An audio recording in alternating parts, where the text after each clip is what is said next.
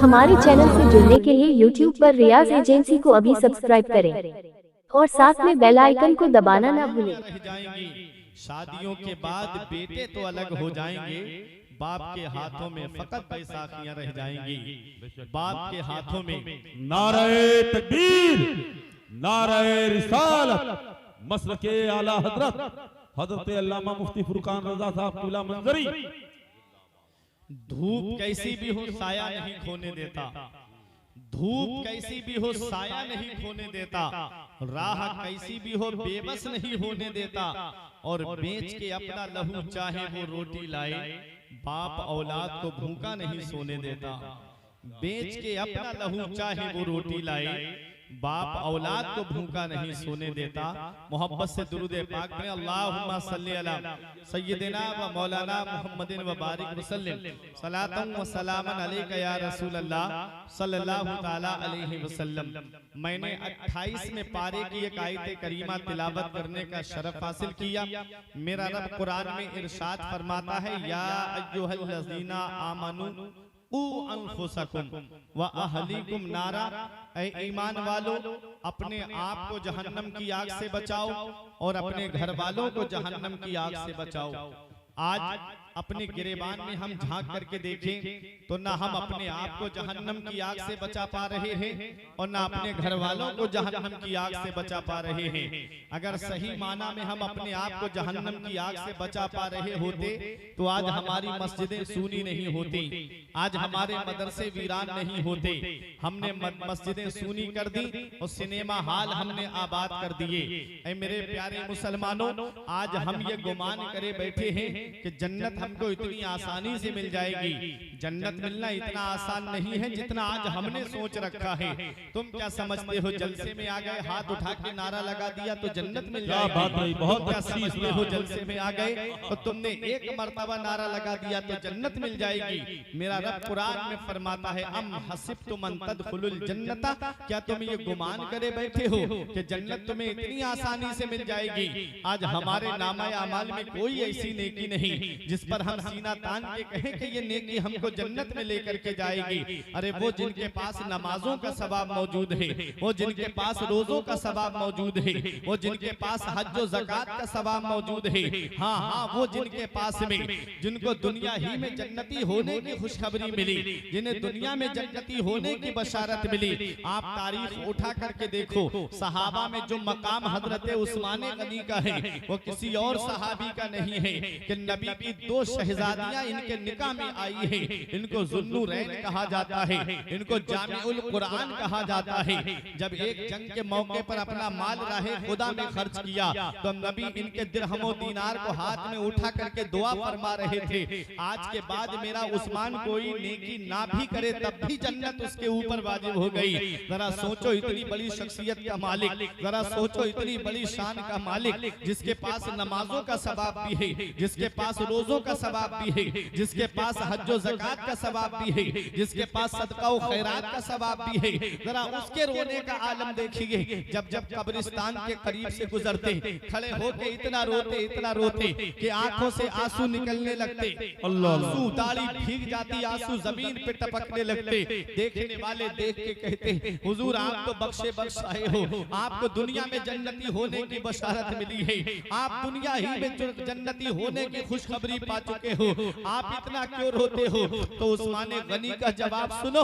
उस्मान गनी कहते हैं, ये कब्र दुनिया की मंजिलों में सबसे आखिरी मंजिल है और आखिरत की मंजिलों में सबसे पहली मंजिल है। अगर कब्र के सवालों के जवाब में इंसान पास हो गया तो आगे उसके लिए आसानियां हैं, और कब्र के सवालों के जवाब में फंस गया तो आगे उसके लिए बड़ी मुश्किलों का सामना है। आज हम कब्र की काली कोठरी को भूल गए, आज हम कब्र की तारीकी को भूल गए, आज हमारे घर की लाइट चली जाए हम अंधेरे में डरने लगते हैं। बतकाज़ा बशरियत हमें खशियत महसूस होती है, हमें डर महसूस होता है। कभी सोचा आज हमारे यहाँ पर लाइट चली जाए, हम मोमबत्ती जला करके रोशनी कर लेते हैं, मोबाइल की टॉर्च जला करके रोशनी कर लेते हैं। कभी कब्र की काली कोठरी को याद किया, हमने उसकी काली कोठरी के लिए क्या इंतजाम किया है, वहाँ हमने रोशनी का क्या इंतजाम किया है? कोई नेकी है हमारे पास में? हर वक्त हमारे घर में फिल्मों की बातें हो रही रही है, हर वक्त हमारे कानों में गानों की आवाजें गूंज रही है। आज मेरे नौजवानों को देखो, कोई ब्लूटूथ लगा के गाने सुनता जा रहा है, कोई ईयरफोन लगा के गाने सुनता जा रहा है, कोई स्पीकर ऑन करके गाने बजाता जा रहा है। क्या समझते हो इस दुनिया में हमेशा रहने के लिए आए हो? क्या समझते हो इस दुनिया में हमेशा रहना है? अभी 3 साल का अरसा गुजरा है कोरोना काल को, तुमने देखा नहीं? मैंने अपनी आंखों से एक घर में 3-3 जनाजे देखे। इधर बाप का जनाजा रखा, इधर बेटों के जनाजे रखे हुए हैं। बाज अजीज तो ऐसे दुनिया से चले गए कि घर वालों को चेहरा तक देखना नसीब नहीं हुआ। वहीं से हॉस्पिटल से पन्नी के अंदर लपेट करके लाकर के कब्रिस्तान में दफन कर दिया गया। इन अचानक आने वाली मौतों से इबरत हासिल नहीं करते, इन अचानक आने वाली मौतों से नसीहत हासिल नहीं करते। इतना याद रखना, मेरा इमाम बरेली से पुकार के कहता है, उनको रहम आए तो आए वरना, उनको रहम आए तो आए वरना, वो कड़ी मार है क्या होना है, छुप के लोगों से किए जिसके गुनाह, वो खबरदार है क्या होना है। कल तो दीदार का दिन है और यहाँ आंख बेकार है क्या होना है। हाय बिगड़ी तो कहाँ हाँ करना हो, मझधार है क्या होना है। रोशनी की हमें आदत और घर तीर व तार है क्या होना। जिंदाबाद जिंदाबाद। कब्र की काली कोठरी को याद किया, बहुत अच्छी। कौन है जो हमारे काम आएगा? आज दुनिया में रह करके हम सोचते हैं कि हम दुनिया में हमेशा रहेंगे, नहीं। जो पहली लहर में बच गए वो दूसरी में निकल गए। कभी कभी मेरा रब इन दुनिया वालों को दिखा देता है, इन्ना बत्शा रब्बिका लशदीद, तेरे रब की पकड़ बहुत सख्त है। जब अल्लाह पकड़ता है तो कोई छुड़ाने वाला नहीं मिलता। दूसरी लहर में बड़े बड़े दौलत वाले हमने देखे, बड़े बड़े पैसे वाले हमने देखे, बड़े बड़े सरवत वाले हमने देखे। दूसरी लहर में हमने इतनी दौलत वाले देखे, चाहे तो पूरा हॉस्पिटल खरीद सकते हैं, लेकिन ऑक्सीजन का ऐसा मामला पड़ा कि सिलेंडर के लिए घर वाले तड़पते फिर रहे थे, सिलेंडर के लिए घर वाले तरसते फिर रहे थे। लाखों रुपए हथेली पे रख करके कि ऑक्सीजन मिल जाए, हम अपने अजीज को ऑक्सीजन चढ़वा दे। हॉस्पिटल में बेड तक मिलना नसीब नहीं हुआ। कोई चारपाई में लेट करके ऑक्सीजन चढ़वा रहा है, कोई टांगे में ऑक्सीजन चढ़वा रहा है, कोई रक्शे में ऑक्सीजन चढ़वा रहा है। अरे कोई अपने घर के अंदर बेड पे लेट करके ऑक्सीजन चढ़वा रहा है। उस रब की पकड़ से डरो, जब अल्लाह पकड़ता है तो कोई छुड़ाने वाला नहीं मिलता। उस रब ने हमको कितनी नेमतों से नवाजा, कभी हमने उस रब की नेमतों पे गौर किया? इतना याद रखना, अल्लाह तबारक व तआला अपनी नेमतों के बदले हिसाब ले तो कोई जन्नत में नहीं जाएगा। अल्लाह ने कितनी नेमतें हमको अता फरमाई है। आंख अल्लाह की नेमत है, कान अल्लाह की नेमत है, जुबान अल्लाह की नेमत है, ये पैर अल्लाह की नेमत है, ये हाथ अल्लाह की नेमत है। अरे ये आंख अल्लाह की नेमत है, ये नाक अल्लाह की नेमत है। कभी तुमने गौर किया ये कान कितनी बड़ी नेमत है? उससे पूछो जिसके पास कान सलामत नहीं। ये आंखें कितनी बड़ी नेमत है? उससे पूछो जिसके पास आंखें सलामत नहीं।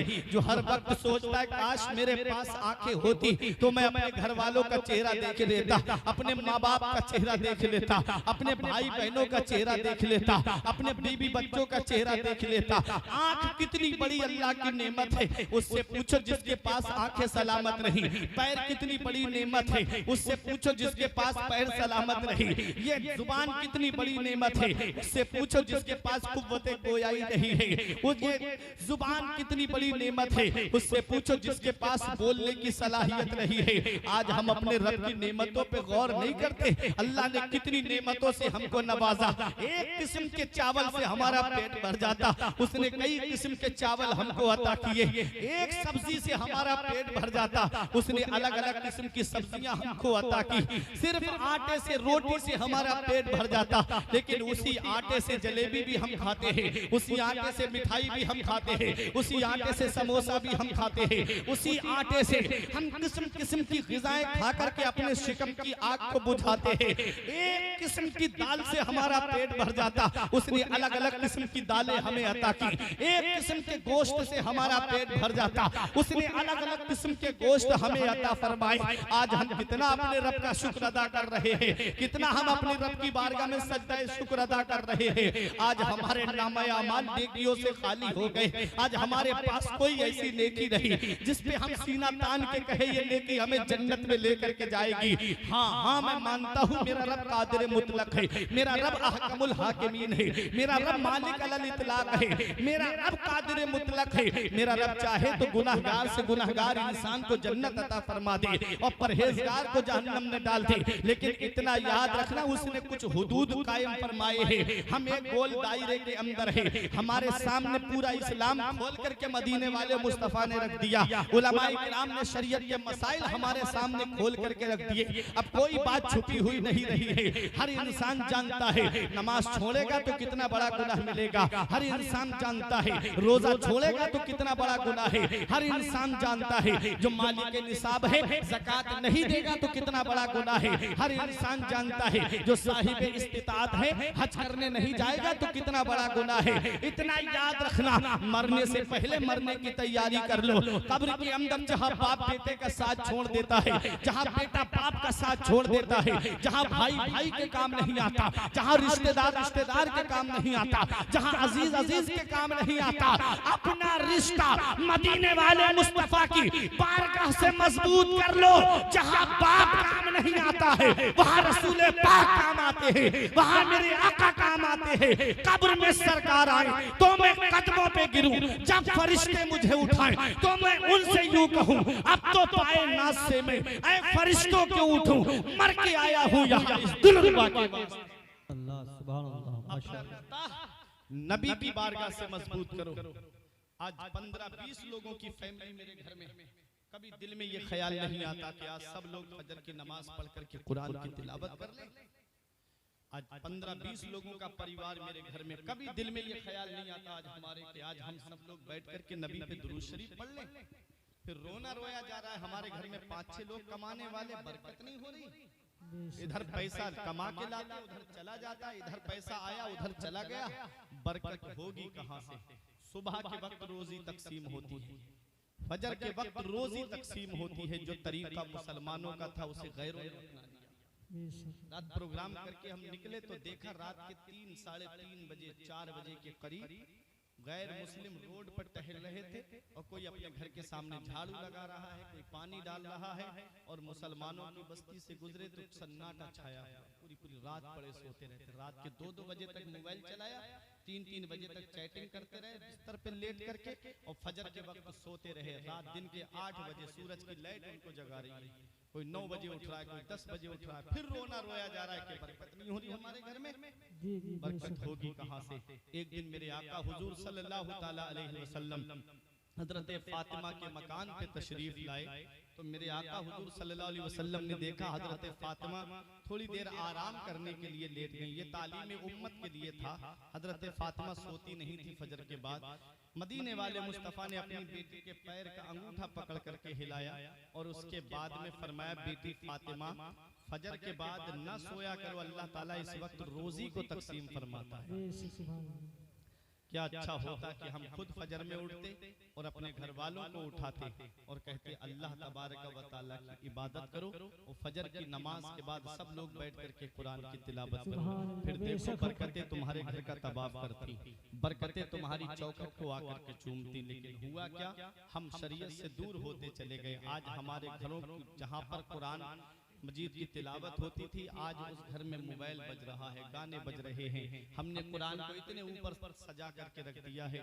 मेरे आका हुजूर सल्लल्लाहु अलैहि वसल्लम ने कुर्ब क़यामत की 72 निशानियां बयान फरमाई। उन निशानियों में से 3 निशानियां मैं बताता हूँ। मेरे आका फरमाते हैं हुल्लतिल मसाहिफ व सुव्विरतिल मसाजिद व तुब्बिलतिल मनाइर। आका फरमाते हैं कुरान शरीफ बेहतरीन जिल्दों में होंगे। आज कुरान शरीफ कितनी बेहतरीन जिल्दों में है। आप देखो वाटर प्रूफ कागज आ गया, कुरान शरीफ को पानी के अंदर डाल दो तब भी उसके औराक पे कोई फर्क नहीं पड़ेगा। तो कुरान शरीफ बेहतरीन जिल्दों में आ गए। मस्जिदें सजी हुई होंगी, मस्जिदें डेकोरेट होंगी और मीनार ऊंचे ऊंचे होंगे। अल्लाह अकबर। कुरान मजीद बेहतरीन जिल्दों में होंगे लेकिन तिलावत करने वाले नहीं होंगे। मस्जिदें सजी हुई होंगी, नमाजियों से खाली होंगी, मीनार ऊंचे ऊंचे होंगे और दिल वीरान हो गए होंगे। आज हम अपने नामे अमाल का जायजा लें तो आज हम देखें कि हम शरीयत पे कितना अमल कर रहे हैं। आज मस्जिदें हमारी सुनी है, मदरसे हमारे वीरान हैं, हमारे बच्चे स्कूल कॉलेज की तरफ पढ़ने जाते हैं, हम अपने बच्चों को मदरसे की तरफ नहीं भेजते। क्यों? क्योंकि हम जानते हैं ना कि जब बच्चा पढ़ जाएगा तो या तो वो आलिम बनेगा या हाफिज बनेगा, और दो कामों में से एक काम करेगा, या तो किसी मदरसे में बैठ करके पढ़ाएगा या किसी मस्जिद में जाकर के इमामत करेगा। कितनी तनख्वाह मिलेगी? 5,000 तनख्वाह मिलेगी, 6,000 तनख्वाह मिलेगी। बहुत अच्छा काबिल शख्स है तो 10,000 तनख्वाह मिल जाएगी। मस्जिद और मदरसा अगर दोनों उसके जिम्मा है तो 10,000 की तनख्वाह मिल जाएगी। कैसे घर का गुजारा चलेगा? आज हमारा बच्चा अगर पढ़ लिख जाए तो हर इंसान की ये ख्वाहिश होती है कि इसे जो जॉब मिले, जो नौकरी मिले, वो कम से कम 40-50 हजार की सैलरी इसकी होनी चाहिए, ताकि इतना महंगाई का दौर है कि आज के दौर में आटा 36 रुपए किलो हो गया, चावल जो है वो 40 रुपए से ऊपर पहुंच गया।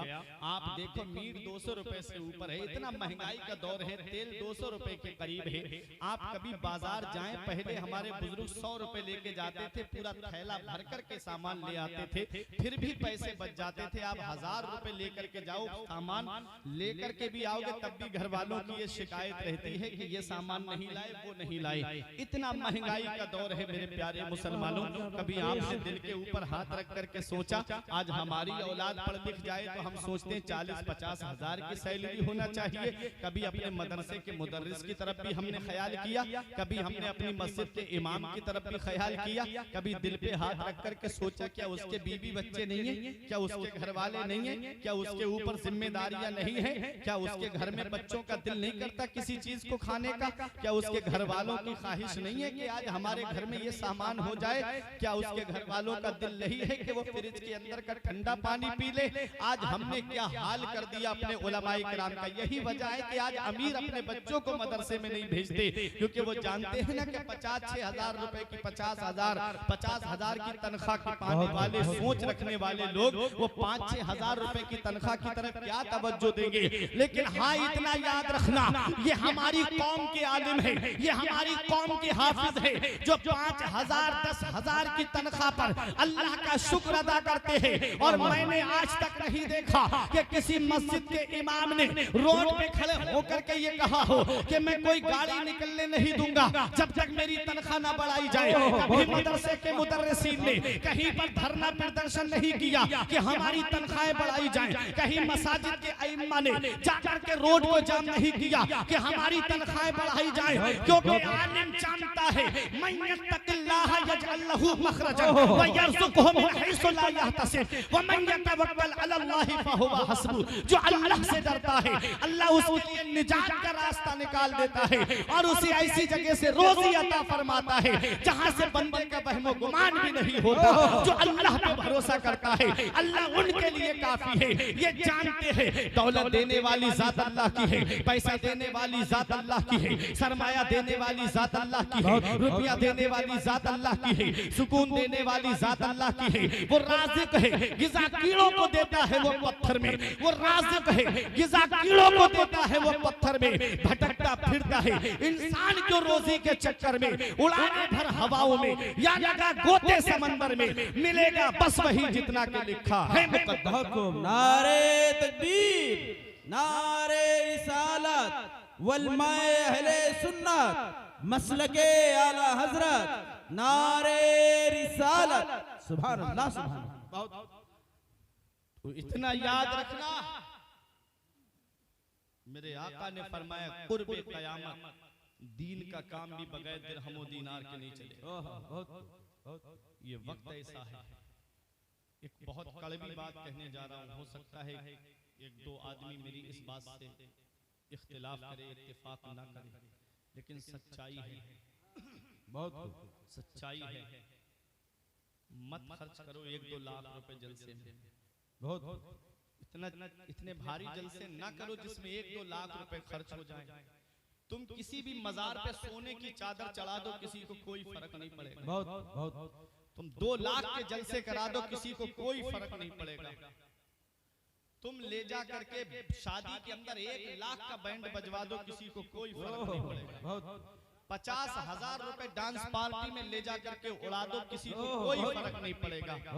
लेकिन जहां मदरसे के अंदर कोई एक हाफिज पैदा हो गया या एक आलिम पैदा हो गया, दुनिया के जो मुखालिफीन है उनको जो है उठक बैठक लग जाती है कि किसी तरीके से मदरसे बंद हो जाएं, किसी तरीके से मदरसों के अंदर ताले पड़ जाएं। यही वजह है कि आज तुम देख लो मदरसों की छानबीन कराई जा रही है। क्यों? क्योंकि ये दुनिया जानती है कि जब जब कौम के ऊपर परेशानी आई, जब जब कौम मुसीबत में आई, तो कोई कॉलेज का प्रोफेसर इनके काम नहीं आया, कोई हॉस्पिटल का डॉक्टर इनके काम नहीं आया, कोई इंजीनियर इनके काम नहीं आया, कोई मास्टर इनके काम नहीं आया।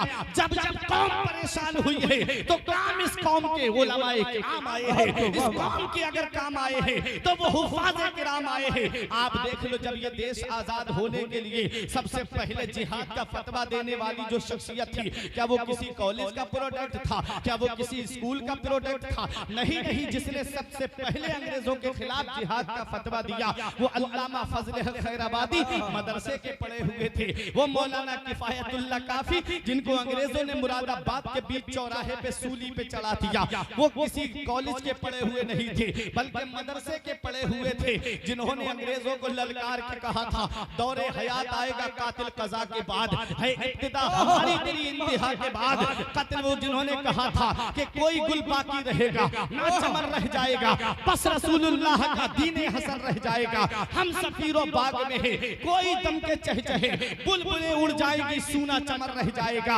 अतलसो कम ख्वाब की पोशाक पे नाज़ा न हो, इस तने बेजान पर खाकी कफन रह जाएगा। नाम शाहाने जहां मिट जाएंगे काफी, मगर नामे पाके मुस्तफा और पंजतर रह। सुभान अल्लाह। नारे तकबीर, नारे रिसालत वल माए अहले सुन्नत मसलके आला हजरत। सुभान अल्लाह। वो मदरसे के पढ़े हुए थे। आप देखो मौलाना सदरुद्दीन आजुर्दा मदरसे के पढ़े हुए थे। मौलाना मोहम्मद अली जौहर, जिन्होंने ये कहा था कि दौरे हयात आएगा कातिल कज़ा के बाद, है इब्तिदा हमारी तेरी इंतहा के बाद, कत्ले हुसैन असल में मर्गे यजीद है, इस्लाम जिंदा होता है हर करबला के बाद। ये भी एक मदरसे के पढ़े हुए हैं। दिल्ली में इंडिया गेट पे जाकर के देखो, 1 लाख स्वतंत्रता सेनानियों के नाम लिखे हैं, उनमें 76,000 नाम सिर्फ मुसलमानों के लिखे हुए हैं। ये वतन के लिए जान हमने दी है, इस वतन की वतन अजीज के लिए कुर्बानी हमने दी है, और इसमें उलमाए किराम ने अपनी जान की कुर्बानी पेश की है। अंग्रेज लाड का कहना है, जब हमने आखिरी मुगल बादशाह बहादुर शाह जफर को दिल्ली के लाल किले से कैद किया और जब काला पानी लेके जा रहे थे, तो वो अंग्रेज जर्नल कहता है कि जब हम चांदनी चौक से गुजर रहे थे तो किसी परिंदे की भी आवाज नहीं आ रही थी, सन्नाटा छाया हुआ था दिल्ली में चांदनी चौक पर। अंग्रेज कहता है जब हम चांदनी चौक से गुजरे तो कोई पेड़ ऐसा नहीं था, कोई दरख्त ऐसा नहीं था जिस पर किसी आलिम की गर्दन न लटकती हो, जिस पर मेरी कौम के किसी मौलाना की गर्दन न लटकती हो। अरे लाहौर में गैर मुनक़सिम हिंदुस्तान और पाकिस्तान, लाहौर की जामा मस्जिद में 80 उलमाए किराम को सूली पे चढ़ा दिया गया, 200 करीब उलमाए किराम को बोरी के अंदर बंद करके लाया गया। अंग्रेज कहता है खोलते हुए तेल के अंदर उन उलमा को डाल दिया, 10,000 के करीब उलमाए किराम को आग खोलते हुए तेल की नजर कर दिया गया। ये उलमा है, उलमा कि जब जब कौम पे परेशानी आई है तो काम ये उलमा आए हैं, जब जब कौम मुसीबत में आई है तो काम ये उलमाए किराम आए हैं। इसलिए आए मेरे प्यारे मुसलमानों, एक पैगाम दे करके जा रहा हूँ, अपने इलाके के उलमा की कदर कर लो, अपने इलाके के मुदर्रिसीन की कदर कर लो, अपने इलाके के अइम्मा की कदर कर लो। जब जब तुम परेशानी में पड़ोगे मैं बरेली से मदद करने नहीं आऊंगा, जब जब तुम मुसीबत में पड़ोगे मैं बरेली से तुम्हारी इमदाद करने नहीं आऊंगा। जब जब तुम पे परेशानी आएगी तो काम तुम्हारे इलाके के उलमा आएंगे, तुम्हारे काम तुम्हारे इलाके के मुदर्रिसीन आएंगे। इसलिए इनके दामन से वाबस्ता रहो और अपने उलमाए किराम के साथ में रहो। अल अखिल्लाउ यौमइज़िन बअदुहुम लिबअदिन अदुव्व इल्लल मुत्तकीन, क़यामत के दिन बाज गहरे से गहरे दोस्त एक दूसरे के दुश्मन होंगे, सिवाय मुत्तकियों के, सिवाय परहेजगारों के अपनी दोस्ती क्या उन एक्टरों से करते हो? क्या उन एक्टरों को अपना दिल देते हो जो तुमको जानते तक नहीं? क्या उनकी फिल्में हिट कराने के लिए लगे हो जो तुम्हें पहचानते तक नहीं?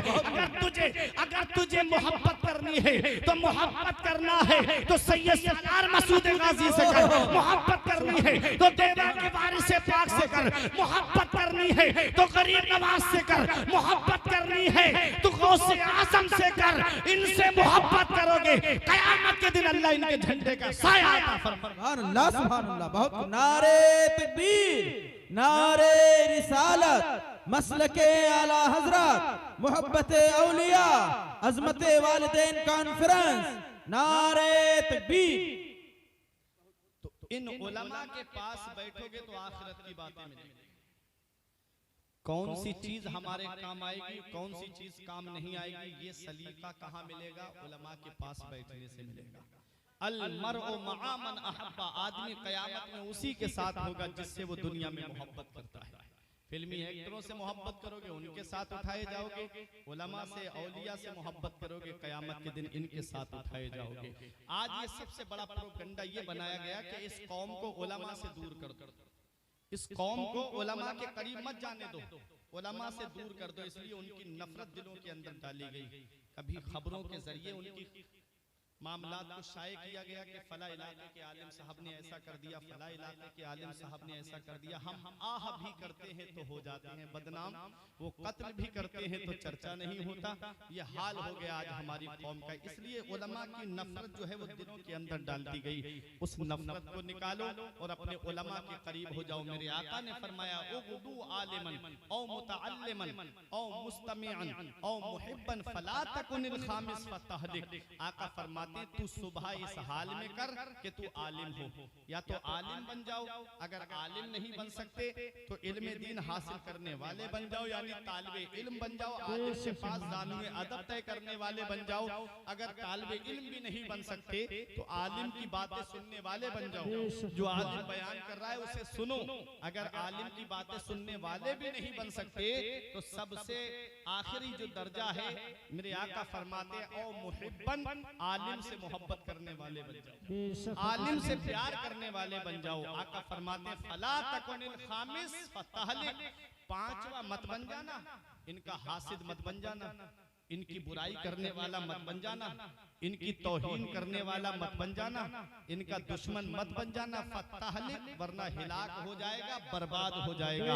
ये मदीने वाले मुस्तफा फरमा रहे हैं जो उलमा की बुराई करता है वो बर्बाद हो जाता है, जो उलमा की तौहीन करता है वो रुस्वा हो जाता है। तो मेरे आका हुजूर सल्लल्लाहु अलैहि वसल्लम के प्यारे दीवानों, मैंने आयत करीमा पढ़ी या अय्युहल्लज़ीना आमनू कू अनफुसकुम व अहलीकुम नारा, ऐ ईमान वालों अपने आप को जहन्नम की आग से बचाओ और अपने घर वालों को जहन्नम की आग से बचाओ। आज हम सही माना में देखें तो क्या हम अपने आप को जहन्नम की आग से बचा पा रहे हैं? क्या आज हम अपने घर वालों को जहन्नम की आग से बचा पा रहे हैं? ये अजमत वालिदैन कॉन्फ्रेंस है। बहुत अच्छे खिताब आपने मौलाना सादिक अली रज़वी से सुना। वो माँ की अजमत बता रहे थे, वो माँ की शान बता रहे थे।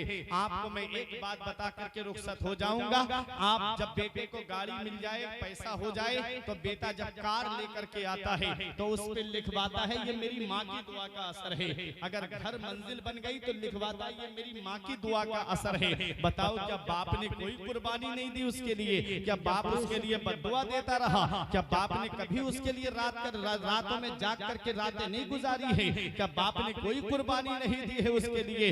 इतना याद रखो, आला हजरत अजीमुल बरकत मुजद्दिदे दीन व मिल्लत शाह इमाम अहमद रजा खान फाजिले बरेलवी इरशाद फरमाते हैं, माँ बाप के हुकूक को बयान करते हुए फरमाते हैं कि माँ बाप के हुकूक में से एक हक ये भी है औलाद के ऊपर कि जब उनका इंतकाल हो जाए तो वो माँ बाप के लिए मगफिरत की दुआ करते रहे। औलाद क्या करे? माँ बाप की मगफिरत के लिए दुआ करती रहे। हमारे मोइनुद्दीन भाई ने अजमत वालिदैन कॉन्फ्रेंस को सजाया है, माँ बाप के लिए इसाले सवाब की महफिल को सजाया है।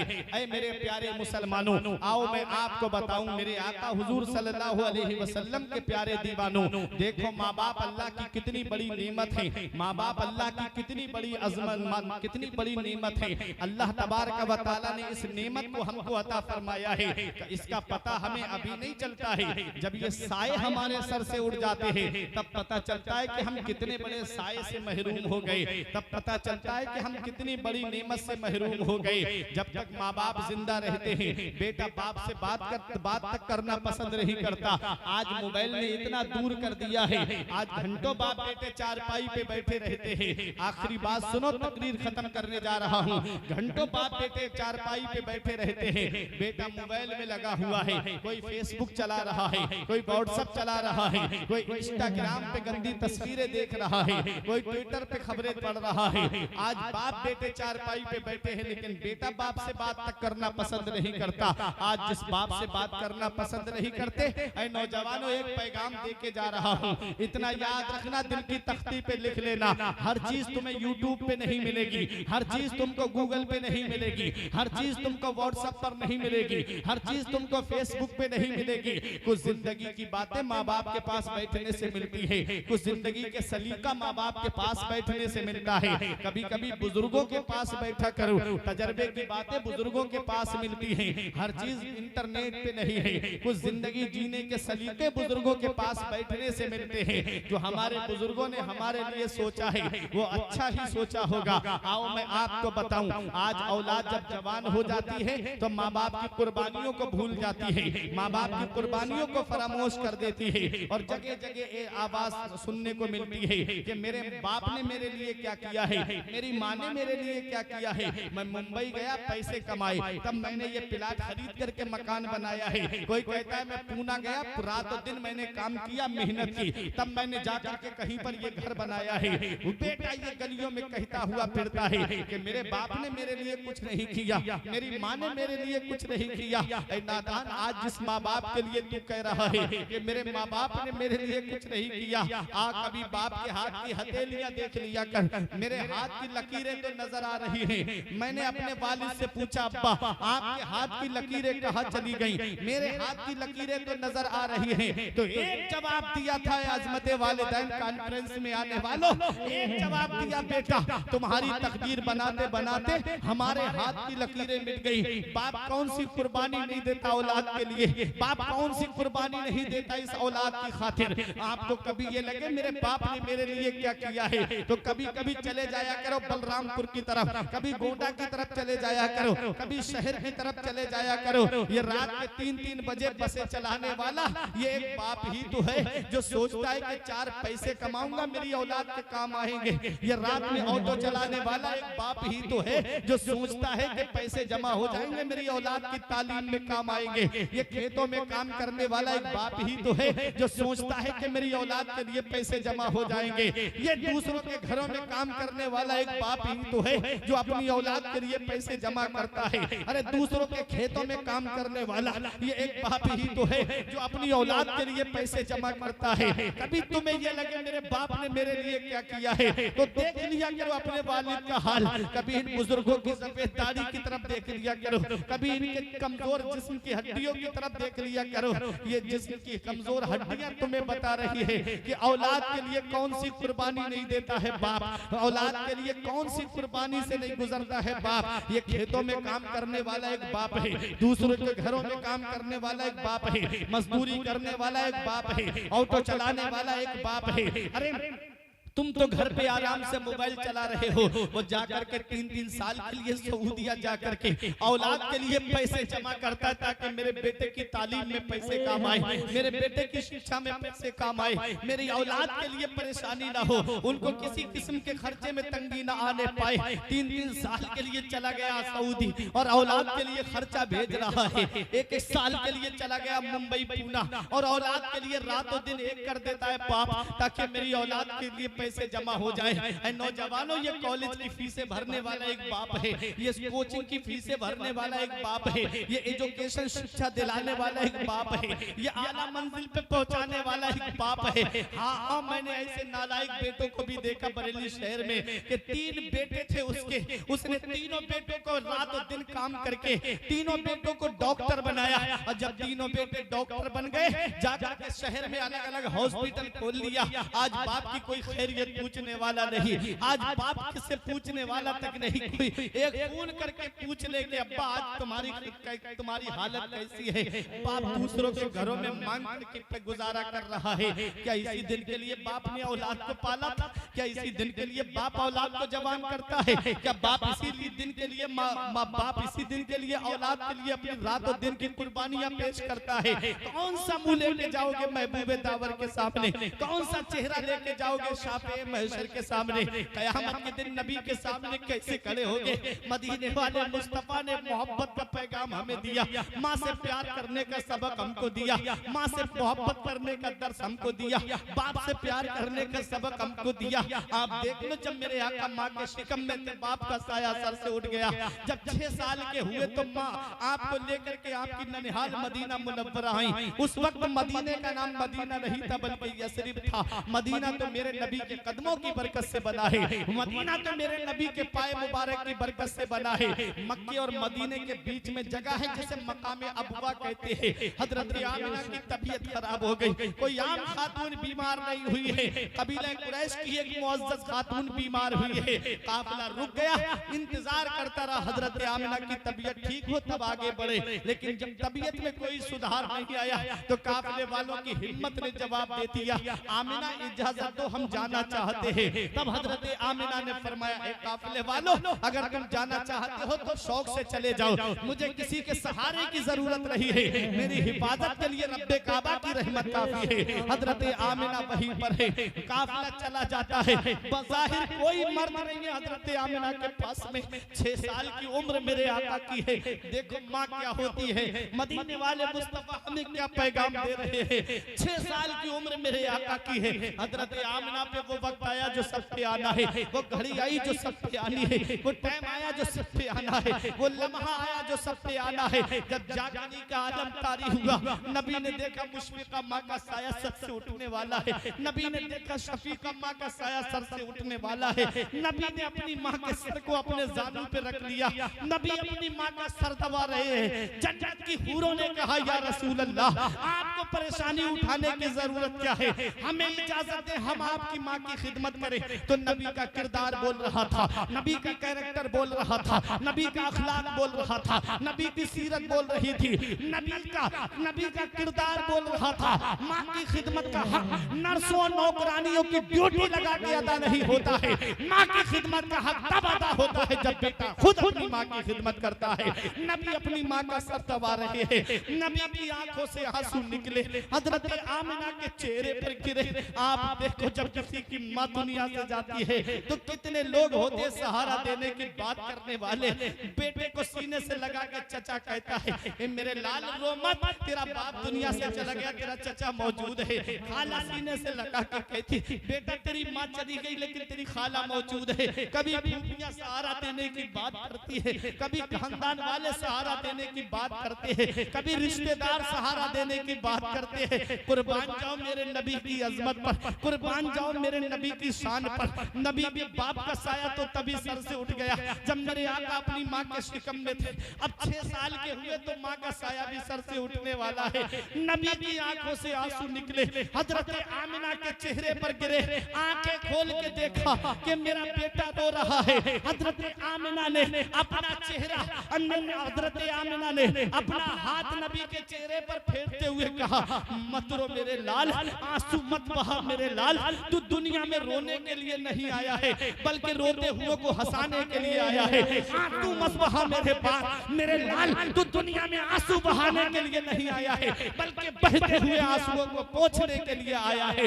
बच्चे माँ बाप की मौत पे इसलिए रोते हैं कि माँ बाप के बाद बेसहारा हो जाएंगे। मेरे लाल तू किसी के सहारे का मोहताज नहीं है, तेरा खुदा तेरा सहारा है और तू सारी खुदाई का सहारा है। मेरा इमाम बरेली से पुकार के कहता है, गमज़दों को रज़ा रसा मुस्ता दीजे के है, गमज़दों को रसा मुस्ता दीजे के है, बेकसों का सहारा हमारा नबी कौन देता है। नारे तकबीर, नारे रिसालत, मसलके आला हजरत, अजमते वालिदैन, नारे तकबीर, नारे रिसालत। मेरे आका माँ से मोहब्बत करने का पैगाम दे रहे हैं। मस्जिद नबवी शरीफ में साहबा ने देखा आका मस्जिद के कोने में बैठ करके आंसू बहा रहे हैं। साहबा ने पूछा या रसूल अल्लाह आप रो रहे हैं? मेरे आका ने फरमाया मेरे साहबा इस वक्त मुझको मेरी माँ की याद आ रही है। माँ बाप कितनी बड़ी अल्लाह की नेमत होती है। आज वो औलाद नहीं जानती ना जिसे मोबाइल चलाने से फुर्सत नहीं मिलती। बाप कितनी बड़ी नेमत है, वो बाप की कुर्बानियों को क्या जाने जो पूरे पूरे दिन मोबाइल गलियों में चला करके फिरता है। वो क्या जाने कि बाप ने कैसे धूप में दूसरों के खेतों में काम करके मुझे पढ़ाया लिखाया। वो क्या जाने कि दूसरे शहर से दूसरे शहर जा करके मेरे बाप ने कैसे दूसरों के धक्के खाए, तब कहीं जा करके आज मुझे आला तालीम दिलाई। वो औलाद भूल गई बाप ने कौन सी कुर्बानी दी। 4 पैसे क्या कमाने लगी, माँ बाप का बिस्तर घर से बाहर, खुद के कमरे में एसी लगाए, बाप बेचारा हाथ वाले पंखे से हवा करके जिंदगी गुजार रहा है। खुद के कमरे में जाड़ों में गर्म हीटर का इंतजाम है और माँ है कि बेचारी फटी हुई रजाई ओढ़ करके अपनी जिंदगी गुजार रही। क्या इसी दिन के लिए माँ बाप ने औलाद को पाला था? क्या इसी दिन के लिए माँ बाप ने औलाद को जवान किया था? आज हम नहीं जानते कि माँ बाप हमारी कितनी बड़ी अल्लाह की नेमत है। इसका पता हमें तब चलता है जब ये साए हमारे सर से उड़ जाता है। जब ये साए हमारे सर से उड़ जाते हैं ना, तो चिराग लेके भी ढूंढोगे तो माँ बाप जैसा प्यार करने वाली शख्सियतें नहीं मिलेंगी। माँ बाप जैसी मोहब्बत करने वाली शख्सियतें नहीं मिलेंगी। आपको अपनी बात बताता हूँ, उलमा है तशरीफ फरमाए, रात में जलसे करने वाली शख्सियतें हैं। अपनी हालत बताता हूँ आपको। जब जनवरी और दिसंबर की सर्दी पड़ती ना, कोहरा करीब से करीब का नहीं दिखता इंसान। ऐसी सर्दी की रातों में रात के 2 बजे 2:30 बजे प्रोग्राम करके जब घर पे जाना होता, बीबी है मोहब्बत का दावा करती, मुझे अपने शौहर से मोहब्बत है, औलाद है मोहब्बत का दावा करती है। लेकिन हाँ, मैंने इस दुनिया में छोटी सी उम्र में इतना बड़ा जायजा लिया कि अगर बगैर लालच और बगैर मतलब के कोई मोहब्बत करता है तो वो बूढ़े माँ बाप हैं जो औलाद से बगैर मतलब और बगैर लालच से मोहब्बत करते हैं। वरना हर किसी की मोहब्बत में मतलब मिलेगा आपको। रिश्तेदारों की मोहब्बत में मतलब अलग होगा, दोस्तों की मोहब्बत में अलग मतलब होगा, खानदान वालों की मोहब्बत में अलग मतलब होगा। लेकिन बिना मतलब के अगर कोई मोहब्बत करता है तो वो माँ बाप हैं जो औलाद से बगैर मतलब के मोहब्बत करते हैं। चुनी की कुर्बानियों को हम भूल गए। ईद के मौके पे हमारे बच्चे सेवई खाएं और माँ बाप बैठ करके उनका चेहरा देखें। बकरा ईद के मौके पे बच्चे गोश्त खाएं, माँ बाप बैठ करके उनका चेहरा देखें। एक बार गुर्बत के दौर में माँ ने कहा था ईद पर मेरे बच्चे को नए कपड़े चाहिए। बाप ने ओवर टाइम मजदूरी करके ईद पर नए कपड़े बना के दिए अपनी औलाद को। आज वही औलाद जवान हुई, खुद के बच्चे शॉपिंग मॉल से कपड़े खरीद के लाते हैं, खुद के बच्चे बेहतरीन शोरूम से कपड़े खरीद के लाते हैं। माँ बाप पुराने कपड़े पहन के अल्लाह का शुक्र अदा करते हैं। एक माँ बाप 5-6 औलाद को पाल लेते हैं और 5-6 औलाद से एक माँ बाप नहीं पलते। बुढ़ापे में उनका बंटवारा कर दिया जाता है। बाप 1 महीना मेरे पास खाएगा, माँ 1 महीना तेरे पास खाएगी। कभी कुरान की आयत सुनी? मेरा रब 15वें पारे में फरमाता है वक़ज़ा रब्बुका अल्ला तअबुदू इल्ला इय्याहु व बिल वालिदैनि इहसाना इम्मा यबलुगन्ना इंदकल किबरा अहदुहुमा व किलाहुमा फला तकुल लहुमा उफ़्फिन व ला तनहरहुमा व कुल लहुमा क़ौलन करीमा वख़्फ़िद लहुमा ज़नाह ज़ुल्ल मिनर रहमा व कुर रब्बिरहमहुमा कमा रब्बयानी सगीरा। अल्लाह 15वें पारे में फरमाता है हुक्म दिया तेरे रब ने कि अपने रब के सिवा किसी की बंदगी ना करो और अपने माँ बाप के साथ भलाई करो, अपने माँ बाप के साथ हुस्न सलूक करो। कब? इम्मा यबलुगन्ना इंदकल किबरा, जब वो दोनों बुढ़ापे को पहुंच जाएं। कब माँ बाप के साथ भलाई करनी है? जब वो दोनों बुढ़ापे को पहुंच जाएं या उनमें का कोई एक बुढ़ापे को पहुंच जाए। फला तकुल लहुमा उफ, तो उन्हें उफ भी नहीं कहना, उन्हें उफ भी नहीं कहना। इजहारे तनफ्फुर के लिए सबसे हल्का कलमा उफ है। शरीयत ने उस पे भी रोक लगा दी कि माँ बाप को उफ भी मत कहना। उफ का मतलब जानते हो? हुजूर फखरुद्दीन राजी रहमतुल्लाह अलैह तफसीर कबीर में उफ का मतलब बयान करते हुए फरमाते हैं उफ का मतलब यह है कि माँ बाप में से किसी के फोड़ा निकल आए और उससे मवाद बहने लगे, पीप बहने लगे और औलाद अपनी जुबान से साफ करे तो उस वक्त जो कराहियत होती है ना, उफ की कराहियत, शरीयत कहती है कि वो उफ की कराहियत भी नहीं आनी चाहिए। उफ तो सोचो माँ बाप कितनी बड़ी अल्लाह की नेमत। उफ भी ना कहो अपने माँ बाप को, वकुल्लहुमा कौलन करीमा, जब भी बोलो तो मोहब्बत के साथ बोलो, जब भी बोलो तो प्यार के साथ बोलो। उनसे तेज तर्रारी से बात मत करना, उनको गालियां मत देना, उनके ऊपर जुल्म सितम के पहाड़ मत तोड़ना। जब भी बोलना तो मोहब्बत के साथ बोलना। माँ बाप से ऐसे बात करनी चाहिए जैसे गुलाम अपने आका से बात करता है, जैसे एक नौकर अपने मालिक से बात करता है, इस तरह से माँ बाप से बात करनी चाहिए। उलमा जानते हैं, उलमा इकराम फरमाते हैं कि बाप रास्ते में चल रहा है और औलाद आगे आगे बाप के चलने लगे तो ऐसी औलाद को बेअदबों में शुमार किया जाता है। बाप के आगे नहीं बल्कि बाप के पीछे पीछे चलो। ऐ मेरे प्यारे मुसलमानों, बाप कितनी बड़ी अल्लाह की नेमत है, इसका पता हमें तब चलता है जब ये साए हमारे सर से उड़ जाते हैं। रात में 2-2, 3-3 बजे प्रोग्राम करके जाओ, दरवाजे पे जैसे ही गाड़ी पहुंचती तो अंदर से बीबी की आवाज नहीं आती है, सबसे पहले या तो वालिद की आवाज आती या माँ की आवाज आती कि मेरे लाल अभी दरवाजा खोलते हैं। ये माँ बाप है जिनकी नजरें दरवाजे पे लगी रहती है कि मेरा बेटा अभी तक घर में नहीं आया, मेरा लाल अभी घर नहीं पहुंचा। औलाद इधर उधर घूमती फिर रही, दोस्तों के साथ पार्टियां कर रही है, माँ फूल लगा के पूछ रही मेरे लाल 12 बजने वाले कहाँ चले गए, अभी तक घर पे क्यों नहीं आए। तो बेटा गुस्से में फोन काट के कहता है क्या मुझे परेशान करती रहती है, मेरे भी तो शौक और अरमान है, मैं दोस्तों के साथ पार्टी कर रहा हूँ। उस वक्त जब गुस्से में तुम फोन काट देते हो तो सोचो तुम्हारी माँ के दिल पे क्या बीतती होगी। वो गलियों में निकल के बाहर पूछती है मेरा बेटा देखा किसी ने, अभी तक घर नहीं पहुंचा। बाप लेटा है चारपाई पे, करबटे तो बदल रहा है, नींद उसे भी नहीं आ रही है, नींद उसे भी नहीं आ रही कि मेरा बेटा अभी तक घर नहीं पहुंचा। औलाद बाहर चली जाए काम करने, रोजाना माँ को बात करके पूछना मेरा बेटा कैसा है। बाप रोजाना खैरियत पूछता मेरे लाल तबीयत कैसी है। आज जिन कुर्बानियों को हम भूल गए, आज जिस माँ बाप की कुर्बानियों को हम फरामोश किए हुए, एक दिन आएगा कि कोई फोन करने वाला नहीं होगा, एक दिन आएगा कि कोई खैरियत पूछने वाला नहीं होगा, एक दिन आएगा कि कोई हालात पूछने वाला नहीं होगा। आज मेरे वालिद को इंतकाल किए हुए 6 महीने हो गए। सच्चाई बता रहा हूँ, एक हकीकत बता रहा हूँ कि बाप होता क्या है। इससे पहले जब वो हयात थे तो जब भी जलसे में निकलता तो रोजाना शाम को फोन आना था कि बेटा आज कहाँ पहुंचे और कब घर पे आओगे, किस वक्त तक आ जाओगे। आज कई एक हफ्ता गुजर जाता है, कोई खैरियत पूछने वाला तक नहीं फोन करके कि मेरे लाल कहाँ पहुंचे। इसलिए नौजवानों, बाप जिंदा है तो कद्र कर लो, बाप हयात है तो उनकी खैरियत पूछ लो। कभी दिल में ख्याल आए कि वालिद के पास बैठ करके पूछ लिया करो कि अब्बा आज क्या खाना पसंद करोगे। ये बाप है जो अपनी औलाद के लिए रातों की नींदें कुर्बान कर देता है।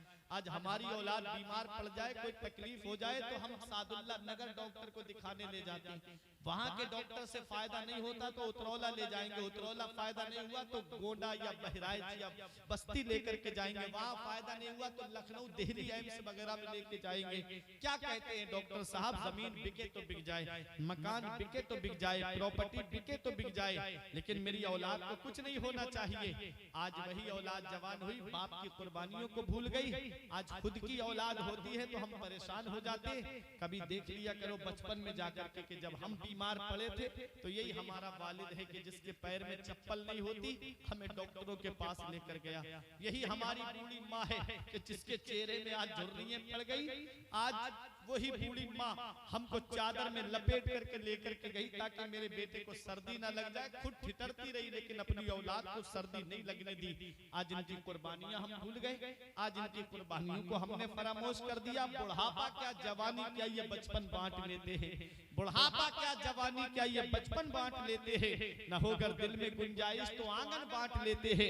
नहीं मंजूर हिस्से में किसी बेटे को अपनी माँ, मगर आपस में बूढ़ी माँ के कंगन बांट लेते हैं। और धूप कैसी भी हो साया नहीं होने देता, राह कैसी भी हो बेबस नहीं होने देता। बेच के अपना लहू चाहे वो रोटी लाए, बाप औलाद को भूखा नहीं सोने देता। बेच के अपना लहू चाहे वो रोटी लाए, बाप औलाद को भूखा नहीं सोने देता। माँ बाप के ताल्लुक से बहुत कुछ बयान करना था लेकिन वक्त इजाजत नहीं देता। रात के 2 से ऊपर का वक्त हो गया। अगर वक्त पे तकरीर हुई होती तो बहुत सारी बातें आपको माँ बाप के ताल्लुक से बताता। आप इंटरनेट पे भी सर्च कर सकते हैं, अज़मत वालिदैन के ताल्लुक से मेरे कई बयान पड़े हुए हैं, उस पे आप सुन लेना। ये एक मेरा पैगाम था जो मैंने अपने नौजवानों तक पहुंचा दिया। आला हजरत फरमाते हैं कि माँ बाप के हुकूक में से एक हक ये भी है कि उनका इंतकाल हो जाए तो औलाद अपने माँ बाप के लिए मगफिरत की दुआ करती रहे, सुभान अल्लाह, औलाद अपने माँ बाप के लिए बख्शिश की दुआ करती रहे। हमारे मोइनुद्दीन भाई ने ये प्रोग्राम सजाया है तो ईसाले सवाब की गर्ज से सजाया है। मेरे आका हुजूर सल्लल्लाहु अलैहि वसल्लम ने फरमाया कि जिसके माँ बाप दुनिया से चले गए, इंतकाल कर गए, तो वो हर जुमे को अपने माँ या बाप की कब्र की जियारत कर ले तो ऐसा है जैसे उसने उनकी हयात में उनकी जियारत की, उनकी जिंदगी में उनकी जियारत थी। जब वो हयात है तो उनके चेहरे की जियारत करोगे तो अल्लाह ताला मोहब्बत से देखोगे तो अल्लाह ताला एक हज्जे मकबूल का सवाब अता फरमाएगा। सहाबी ने अर्ज किया, या रसूलल्लाह कोई 100 मरतबा देखे? अल्लाह ने, मेरे आका ने फरमाया अल्लाह ताला कादिर मुतलक है, कोई 100 मरतबा देखे तो अल्लाह ताला 100 मरतबा हज्जे मकबूल का सवाब अता फरमाएगा। तो हमको अपने माँ बाप को मोहब्बत से देखना है। एक आखिरी बात बताऊं, ये हमारा जो उम्र का मामला है ना, उलमा फरमाते हैं जब इंसान 40 साल का हो जाता है तो उसकी अक्ल मुकम्मल होती है, उसकी अक्ल पूरी होती है। और जब वो 40 से 60 तक पहुंचता है तो अक्ल पूरी रहती है। जब 60 साल का हो जाता है तो अक्ल कम होने लगती है, फिर उसमें बच्चों वाली क्वालिटी आ जाती है। बुढ़ापे में बच्चों वाली क्वालिटी हरकतें आना शुरू हो जाती हैं, जिसको आदमी कहता है बुढ़ापे में बच्चों जैसी हरकतें करते हैं, है ना। माँ बाप को जब वो बुढ़ापे में पहुंच जाए तब हमको संभालना है। जैसे हमारे माँ बाप ने बचपन में हमको संभाला था। कोई हमसे नुकसान हो जाता, मेरा बाप कहता कि कोई बात नहीं, मैं दूसरी चीज खरीद के ले आऊंगा। माँ कहती कोई बात नहीं, मेरा लाल है ना, सामान उसी के लिए तो है घर का, वो कुछ नहीं कहती। जब माँ बाप बुढ़ापे में पहुंच जाए और उनसे कोई नुकसान हो जाए तो उस वक्त अपने वालिद के हाथ चूम के कहना, अब्बा मैं भी तुम्हारा हूँ और मेरी जितनी जायदाद है वो सब तुम्हारी है, सबके मालिक तुम होइए। मैं नहीं कहता, ये हदीसे पाक कहती है, अंता व मालूका ले अबी का। मेरे आका ने फरमाया कि औलाद पर भी उसके बाप का हक है और उसकी माल पर भी उसके बाप का हक है। सुभान अल्लाह। तो जब माँ बाप दुनिया से चले जाए तो औलाद को क्या करना चाहिए? माँ बाप का इंतकाल हो जाए तो औलाद को क्या करना चाहिए? ये एक पैगाम तो ले जाओ, जलसे में आए हो तो कुछ सबक लेकर के जाओ। मेरे आका फरमाते हैं, मन दखलल मकाबिर फकरा सूरत यासीन खफ़फ़ल्लाहु अन्हुम। आका फरमाते हैं जो कब्रिस्तान जाए और एक मर्तबा सूरह यासीन शरीफ की तिलावत करे तो अल्लाह तबारक व तआला कब्रिस्तान के मुर्दों के अज़ाब में कमी कर देता है और पढ़ने वाले को तादाद के बराबर सवाब अता फरमाता है। तादाद के बराबर अल्लाह ताला सवाब अता फरमाता है। आपके मदो भीख में कितने मुर्दे कब्रिस्तान में दफन हैं, कोई बता सकता है? कब से दफन होते आ रहे हैं, कोई बता सकता है? और देखो सूरह यासीन शरीफ पढ़ने में कितना वक्त लगेगा। वो बाप जो रातों रात हमारे लिए बैठ के जागता रहा, वो माँ जिसने रातों रात हमारी खातिर नींद कुर्बान कर दी, वो भाई जो हमें अपना हिस्सा छोड़ करके चला गया हमारे लिए, वो बहन जो हमारे लिए पूरी प्रॉपर्टी छोड़ करके चली गई, क्या हम उनके लिए 10-15 मिनट नहीं निकाल सकते? उनकी कब्र पे जाकर के सूरह यासीन शरीफ की तिलावत नहीं कर सकते? इतना याद रखो प्यारे मुसलमानों, दुनिया हमेशा रहने की जगह नहीं है। इल्मी साहब फरमाते हैं, पढ़ के तू कुरान को अब जमा कर ले कुछ सवाब, कब्र पर फिर कौन आए फातिहा के वास्ते, काम वो कर ले प्यारे जिसके बाइस कब्र में बागे रिजवा से खुले खिड़की हवा के वास्ते, काम दोज़ख के किए जन्नत का है उम्मीदवार, कसरे जन्नत तो बना है फारसा के वास्ते। तो मेरे प्यारे मुसलमानों, माँ बाप जिंदा हैं तो खिदमत कर लो, इंतकाल हो गया है तो ज्यादा से ज्यादा उनके लिए ईसाले सवाब करो, ज्यादा से ज्यादा उनकी कब्र पे जाकर के कुरान शरीफ की तिलावत करो। जब औलाद कब्र पे बाप की या माँ की कब्र की जियारत करने के लिए जाती है तो वो अपनी कब्र के अंदर खुश होते हैं, वो अपनी औलाद को देख के खुश होते हैं। और ये जो आमाल का मामला है ना, नामा आमाल जिसे हम बोलते हैं, ये पीर के दिन और जुमेरात के दिन रब की बारगाह में पेश होता है बंदों के आमाल, और जुमे के दिन उसके माँ बाप के सामने पेश होते हैं कब्र में। इतना याद रखना नौजवानों, जुमे के दिन माँ बाप के सामने आमाल का रजिस्टर खोल के रख दिया जाता है। देखो आज इस हफ्ते में तुम्हारी औलाद ने ये गुनाह किए, इस हफ्ते आज तुम्हारी औलाद ने उसको सताया, आज इस हफ्ते तुम्हारी औलाद ने फला एक्टर के गाने सुने, आज इस हफ्ते तुम्हारी औलाद ने ये गुनाहगारी की है, इसको सताया, उसकी तरफ बदनिगाही की, उसको गलत निगाह से देखा, तो माँ बाप जब अपनी औलाद के ये करतूत कब्र में देखते हैं तो वो कब्र में रंजीदा हो जाते हैं, कब्र में रंजीदा हो जाते हैं, तड़प जाते हैं। बताओ, जो औलाद जिंदा थे तो सुकून ना पहुंचा सकी, कम से कम इंतकाल हो गया है तो उनके लिए सुकून का जरिया बन जाओ। दुनिया से चले गए तो कम से कम उनके लिए वहां तो सुकून का जरिया बन जाओ। क्यों ना उनके लिए ईसाले सवाब करो, कुरान की तिलावत करो और सूरह यासीन शरीफ की तिलावत करके